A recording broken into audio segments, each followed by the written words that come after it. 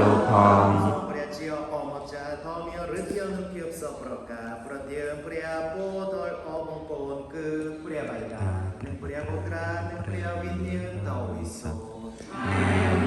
សូមអបង្គោលអញ្ជើញឲ្យបានសុខសាន្ត សូមអរព្រះគុណព្រះជាម្ចាស់សង្គ្រោះប្រៀបដូចជាទ្វារនៃស្ថានបរមសុខជា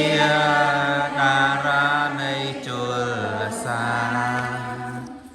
សូម